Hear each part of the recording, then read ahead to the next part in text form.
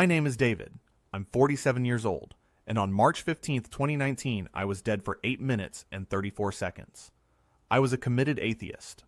Not the angry kind, just certain that death meant nothing.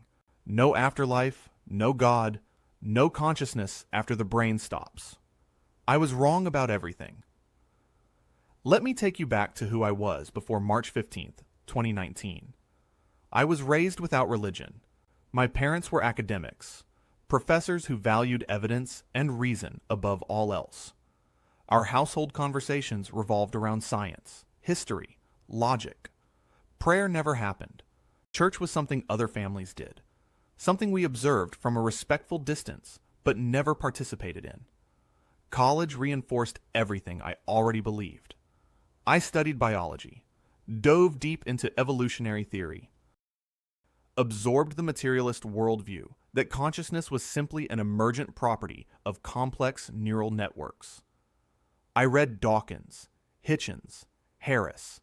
They articulated what I already felt in my bones. The universe operated according to physical laws. There was no ghost in the machine, no soul piloting the body, no cosmic consciousness observing our lives. I wasn't hostile about it. I had religious friends, went to their weddings in churches and synagogues, bowed my head respectfully during their prayers. But internally, I pitied them. I thought they needed a comfort I didn't require. I saw religion as humanity's coping mechanism for the terror of mortality, a security blanket we'd eventually outgrow as a species. I built a good life without God, married my college sweetheart, had 2 beautiful children, worked in finance, did well for myself. I lived what I considered a moral life. I didn't need divine commandments to know that harming others was wrong. Empathy and reason were sufficient guides. When my family had discussions about death, I was always clear. When I'm gone, I'm gone. No funeral, no prayers. Just remember me and move on. Donate my organs. Let my atoms return to the universe. That felt honest to me, clean, even beautiful in its simplicity. Meditation was just neuroscience. Prayer was placebo effect. Spiritual seeking seemed like intellectual laziness to me, people grasping for easy answers instead of accepting the hard truth that we're temporary sparks of consciousness in an indifferent cosmos. March 15th started like any other Tuesday. I kissed my wife goodbye after coffee, laced up my running shoes, and headed out for my usual morning jog. It was a perfect spring morning, cool and clear. I felt good, strong, healthy. I had no warning, no premonition, no sense that everything was about to change. At mile 3, pressure hit my chest like someone had parked a car on my sternum. I kept running for another 30 seconds, confused, telling myself it was just a muscle cramp or indigestion. Then the pressure became pain, radiating down my left arm, up into my jaw. My medical knowledge kicked in immediately. This is a heart attack. This is actually happening. I collapsed on the sidewalk. A stranger appeared above me, her face panicked, phone already at her ear, calling 911. I tried to tell her I was fine, but I couldn't form words. Every cell in my body was screaming. My vision tunneled, darkness creeping in from the edges. I was gasping, drowning in open air. My heart hammering erratically and then slowing, stuttering. The fear that gripped me wasn't fear of hell or judgment. I was afraid of disappearing, of non-existence becoming real, of the light simply going out forever. My last conscious thought was bitter and resigned. This is it. Just like I always said, nothing comes next. I was sure I was about to prove myself right. And then I was standing up, which made no sense, because I could also see myself on the ground. I was looking down at my own body, collapsed on the concrete, a woman kneeling beside me pressing her jacket against my chest. I watched paramedics arrive, watched one of them cut my shirt open with scissors, watched them attach electrode pads to my bare chest. There was no pain anymore. Actually, I felt incredible. light, free, unburdened in a way I'd never experienced. But confusion fought against the experience. This can't be happening. A brain without oxygen creates hallucinations. I'm not really floating above my body. This is just my dying neurons misfiring, creating a coherent narrative out of chaos. Except the details were too accurate. I could read the paramedic's name tag. I could see the woman who'd called 911 standing back now, covering her mouth with her hand. I could see into the apartment window above, where someone was on the phone, staring down at the scene. I watched them shock my heart. Once. My body convulsed. Twice. Nothing. 3 times. Still nothing. And with each failed attempt, I felt myself caring less about the body on the ground. It felt like an old coat I'd outgrown, something I'd worn for a long time, but no longer needed. Something was pulling me, not forceful or frightening, more like remembering where home was after a long journey away. The cityscape below me started to fade, like watercolors running in rain. Buildings, streets, the ambulance with its flashing lights, all of it dissolved into something I can barely describe. It wasn't a tunnel of light, not the way people always describe it. Imagine being inside a color that doesn't exist in our spectrum, a shade your eyes were never designed to perceive, but somehow you're perceiving it anyway. My speed was increasing, but there was no sensation of motion. It was like I was staying perfectly still, and reality itself was moving around me, through me, rearranging itself into something beyond physical space. The darkness had texture, depth, presence. It wasn't empty. It was full, pregnant with potential, alive in a way that made earthly life seem like a pale shadow. Time stopped meaning anything. Was this experience lasting seconds? Hours? Both? Neither?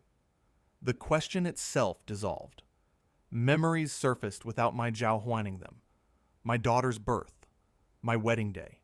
The afternoon I learned to ride a bike as a child. But they weren't appearing in sequence. They existed all at once, simultaneously accessible, like flipping through a book where every page is visible at the same time. And then I felt it. Not saw it, felt it. A presence so vast that calling it big would be like calling the ocean damp. Imagine standing in front of an infinite ocean, then realizing the ocean is also inside you, that you are made of the same water, that there's no meaningful boundary between you and it. My atheist framework shattered like glass hitting concrete. This wasn't supposed to exist. Every certainty I'd built my life on was crumbling, and yet this presence was more real than anything I'd ever known. More real than my body had been. More real than the ground I'd walked on. More real than my own thoughts. It wasn't a being. It wasn't a thing you could point to and say, there it is.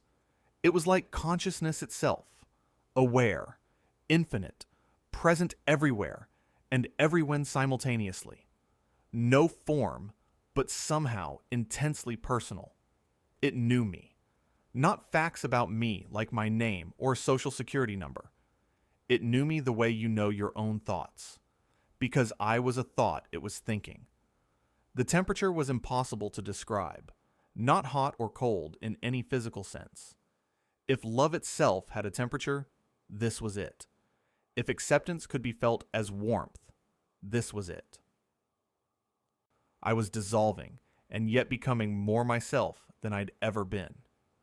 I didn't move toward it. I unfolded into it. The boundaries of where I ended and it began stopped making sense.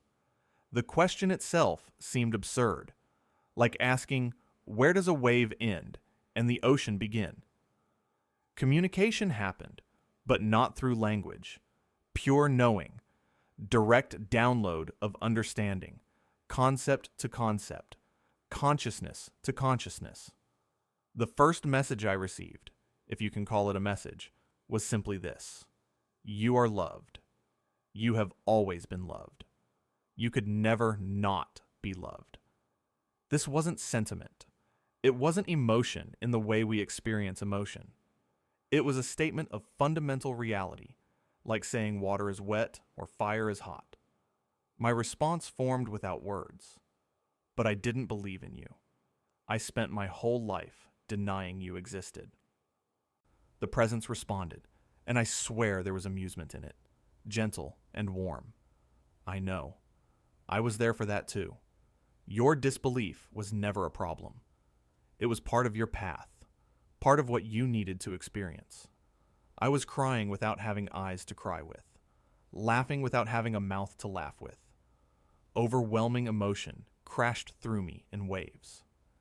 Every cell of my being, if I still had cells, was vibrating with recognition.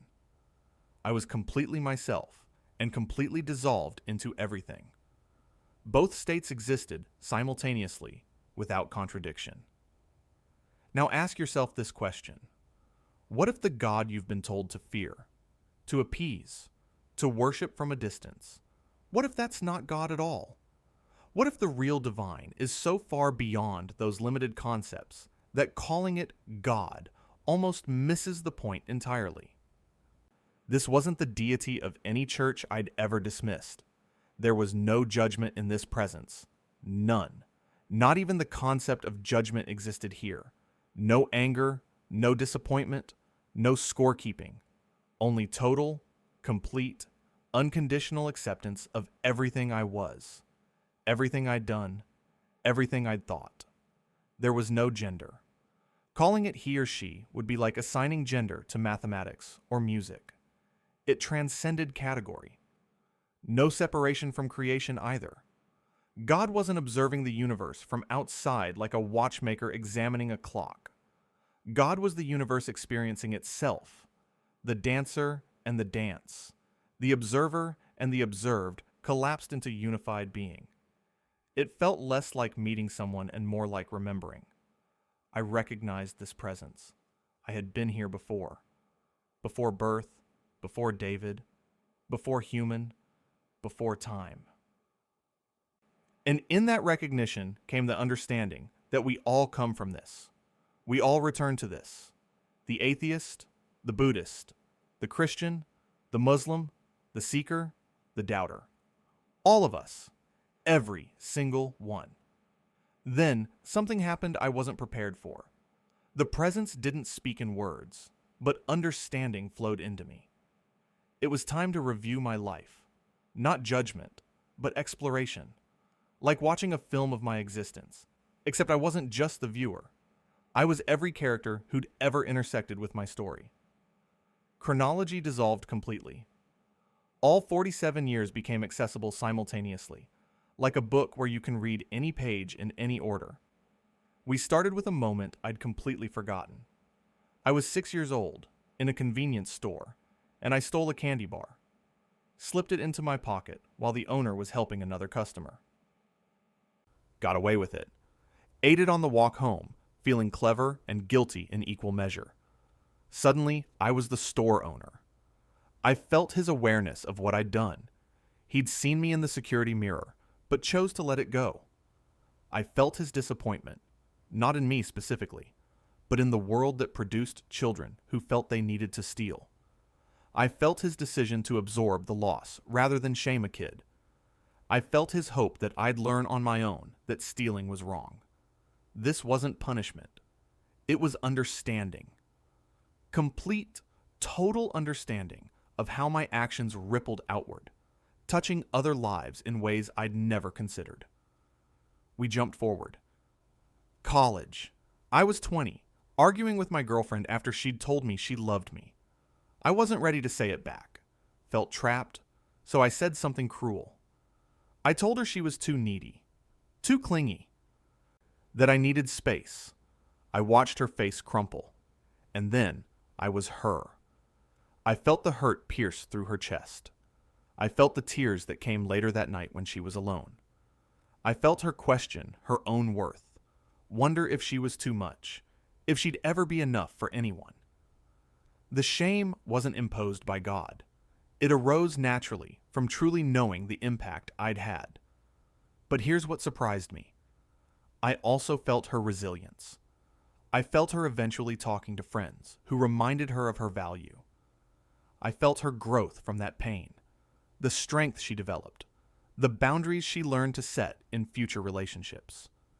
Even my cruelty had served her evolution somehow.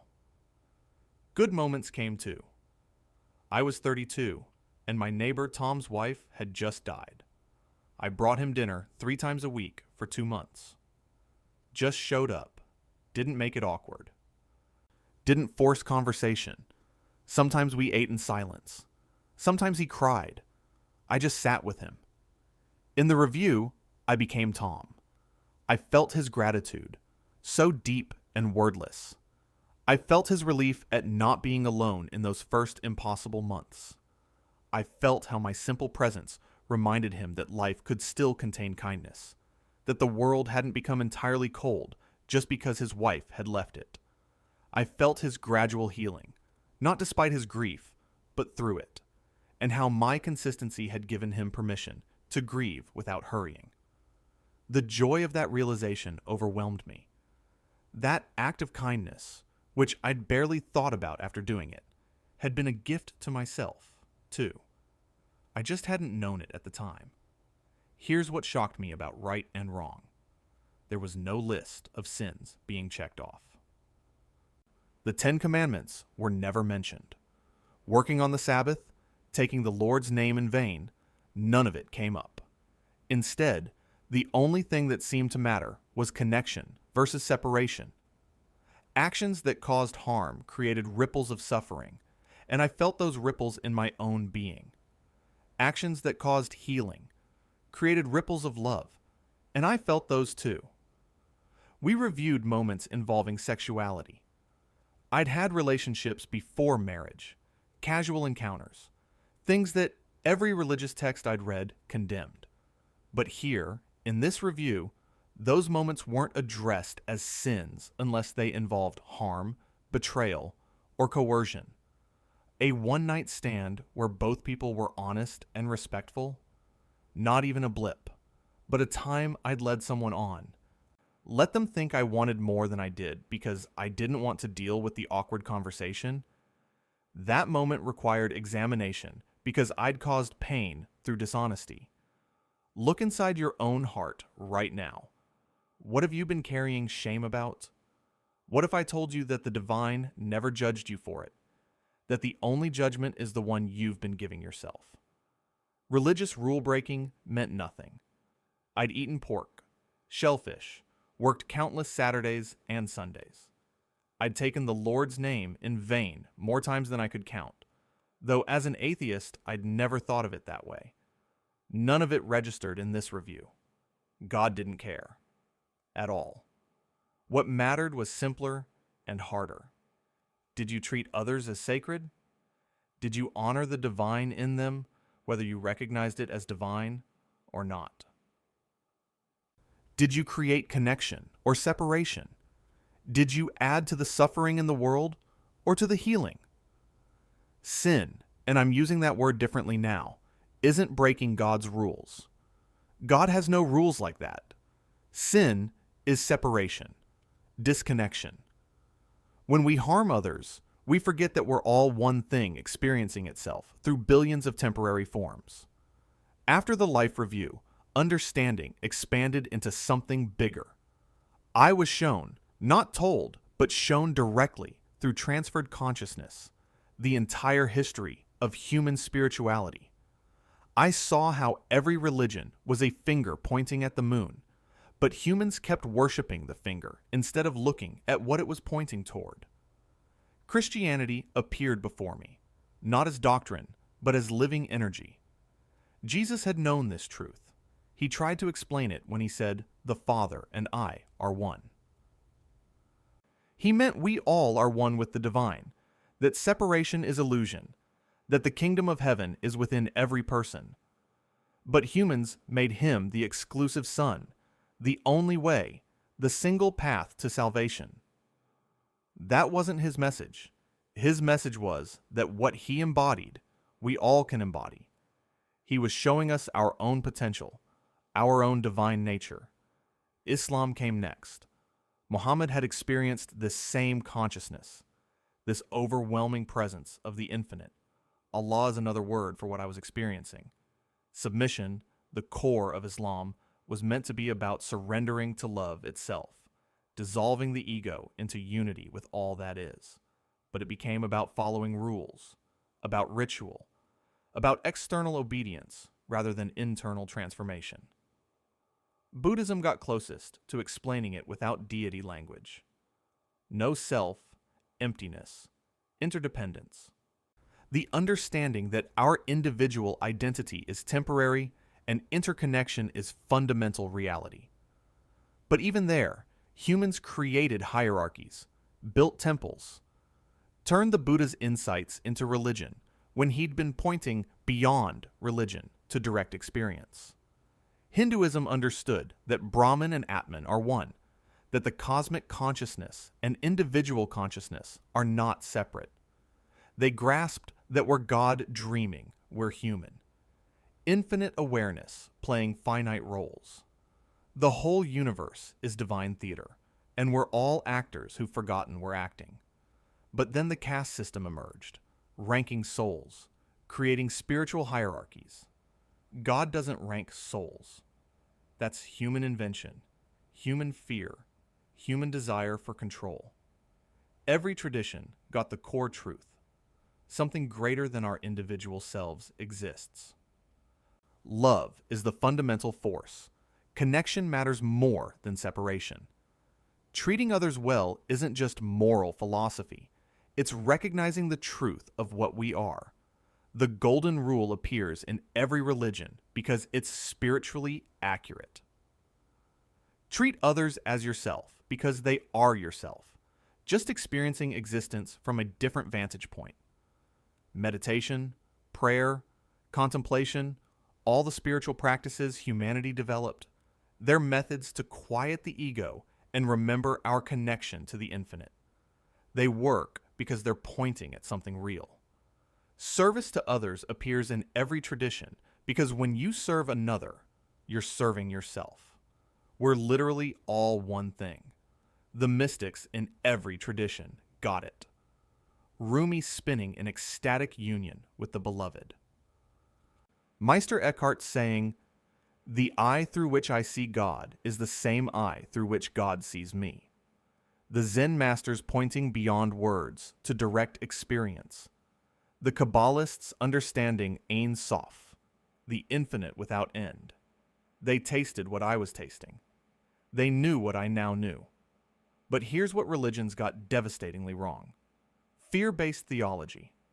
Hell as eternal punishment. Damnation. The idea that God, infinite love itself, would torture souls forever for finite mistakes made during one brief human lifetime. That's not divine truth. That's human projection of human cruelty onto the divine. I asked directly about hell. The response was clear. It doesn't exist as a place. There's no pit of fire, no eternal torture chamber. Hell is the state of separation we create when we believe we're cut off from love. When we choose disconnection over connection. Some souls, after death, cling to their guilt and pain. They create their own temporary hell through their consciousness. But it's not permanent. Love is patient. Eventually, everyone comes home. Everyone. I asked the hardest question. Even Hitler. Even the worst humans who ever lived? The answer was yes. After experiencing every moment of pain he caused, after the life review where he felt the suffering of millions, after that consciousness reckoning, even he eventually transforms. Not because he's let off easy, but because consciousness evolves through understanding. God doesn't give up on anyone because God can't give up on itself. Heaven isn't streets of gold or harps on clouds. It's a frequency, a state of consciousness. It's remembering what you really are. Infinite awareness temporarily experiencing limitation. You don't go to heaven. You realize you're already in it, just wearing a costume called a body, playing a role called a person. Now ask yourself this question. What if your greatest doubt was actually closer to truth than the dogma you were taught? What if questioning itself is sacred? What if the God you stopped believing in never existed, but something far greater, far more loving, far more inclusive does? I asked about the purpose of human life. Why are we here? Why this forgetting? The answer flowed into me. The infinite wanted to experience what it's like to not be infinite. Like a dreamer wanting to know what it's like to be the characters in the dream, each of us is God, exploring a specific, limited perspective. We come here to experience separation, time, limitation, individuality. To know joy, you must risk sorrow. To know light, you must experience darkness.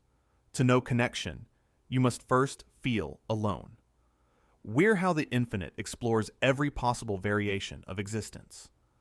I don't know how long I existed in that state. Time didn't function there the way it does here. But eventually, the presence communicated something that felt like a choice. You can stay, or you can return. My immediate response was obvious. Stay. Why would I ever go back? This was infinite peace, unconditional love, complete understanding. Earth was suffering, limitation, the exhausting pretense of being separate. I wanted to dissolve completely into this ocean of consciousness and never resurface. But then images flooded through me. My wife's face, the way she smiled when she thought no one was watching. My daughter, 12 years old, still young enough to hold my hand in public. My son, 9, who asked me endless questions about how things worked. I felt their grief, not the grief they were currently experiencing, but the future grief that would come if I chose to stay. The presence showed me a purpose. You have something to share. Not everyone will believe you. Most won't. But some people need to hear what you've learned. Some people are drowning in fear of death, trapped in religious guilt, lost in the belief that they're separate and alone. Your words will reach them. I resisted. Can't someone else do it? Someone who was already religious? Someone who'd be more believable? Send a priest or a rabbi, or someone people will actually listen to. The answer came with that same gentle amusement. That's exactly why it must be you. Your skepticism gives you credibility. The atheist who died and came back saying God is real but different. That's a story that penetrates defenses. Someone expecting heaven confirms their expectations. You, not expecting anything, reporting something completely outside your framework that carries weight. I agreed, reluctant but understanding. Okay, but this is going to be hard, isn't it? The confirmation was gentle, but honest.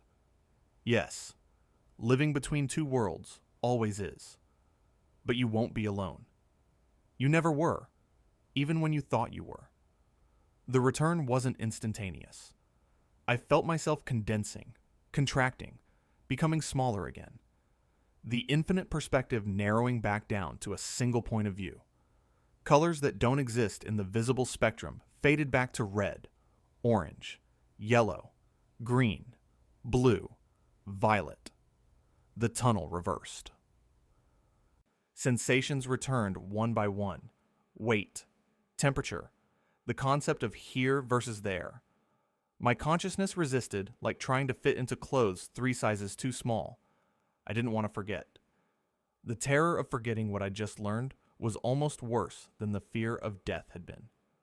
Please, I thought, don't let me forget. Let me remember enough to do what you're asking. The reassurance came. You'll remember what you need to remember. Not every detail, but the essence. The knowing will remain. Then impact. Crashing back into my body like a diver hitting water from too great a height. Pain exploded through every nerve. My chest was on fire. My throat was raw, scraped, violated by tubes I hadn't been conscious for. Sounds assaulted me. Beeping monitors, urgent voices, shoes squeaking on linoleum floor. I forced my eyes open. Fluorescent lights, harsh and artificial. Hospital ceiling tiles, that universal pattern of acoustic panels with tiny holes. A paramedic's face above me, professional concern mixed with relief. "Sir, can you hear me? You're at Memorial Hospital. You had a heart attack. We've got you stabilized." I tried to speak, but my throat wouldn't cooperate. Finally, words came out as a croak. "I know. I saw. I saw everything." His expression shifted to careful patience. "That's the morphine talking, sir. Just rest. You've been through a major medical event." But it wasn't the morphine. My mind was clearer than it had ever been. I knew exactly what I'd experienced, and I knew with absolute certainty that it was real. More real than the hospital bed beneath me. More real than the pain in my chest. More real than my own name. 8 minutes and 34 seconds. That's how long I was clinically dead. My heart stopped in the ambulance. They performed CPR, used the defibrillator 4 times. The 4th shock brought me back. The medical team called it a widowmaker heart attack, 99% blockage in the main artery. They called me incredibly lucky. Lucky wasn't the word I would have used. Chosen, maybe. Given a second chance for a specific purpose. 8.5 minutes here. An eternity there. Einstein was right about relativity. Time is flexible, negotiable, ultimately illusory. The first 24 hours were intensive care. Monitoring, tests, doctors and nurses checking vitals every hour. My wife arrived, mascara streaked down her face, holding my hand so tight it hurt. She kept thanking God. Which struck me as ironic, since we'd both been atheists our entire marriage. My daughter and son came later, scared, and trying to be brave. "Dad, what happened?" I held them and said I'd explain everything when I was stronger. How do you tell your children that you died and met something beyond description? How do you explain that death isn't the end without sounding like you've lost your mind? Have you ever returned from a journey so profound that ordinary life felt like a dream? That's where I was. Where I am still, years later. Part of me never left that presence.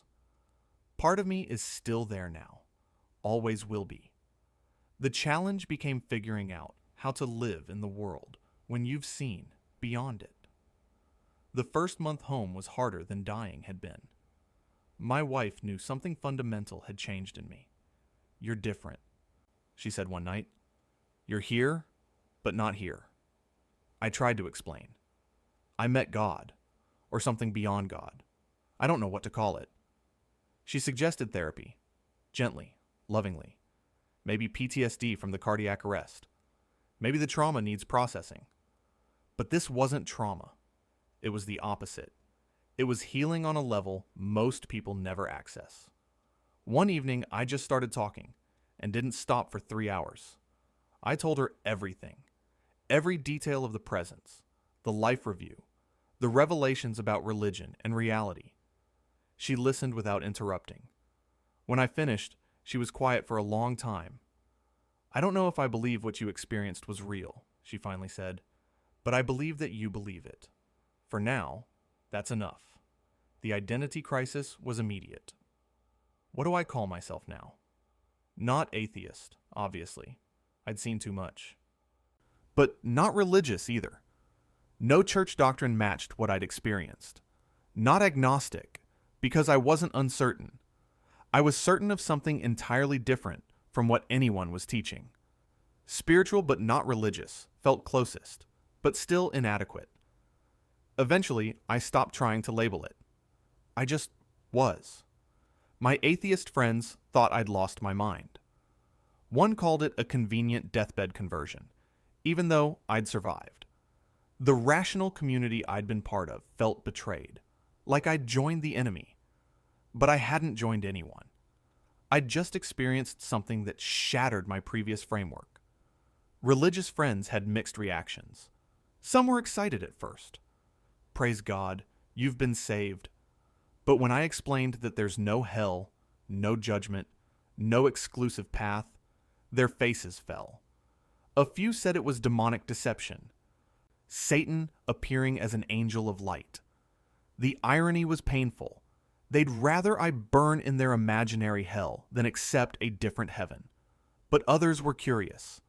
The seekers, the ones who'd always felt something missing from organized religion, they leaned in. Tell me more.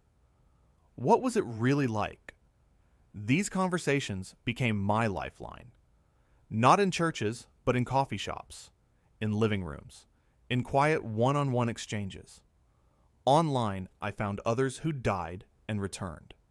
Their stories were remarkably similar to mine. The love, the light, the absence of judgment, the life review, the sense of purpose in returning. Some had seen Jesus. Some had seen deceased relatives. Some had seen geometric patterns of pure light.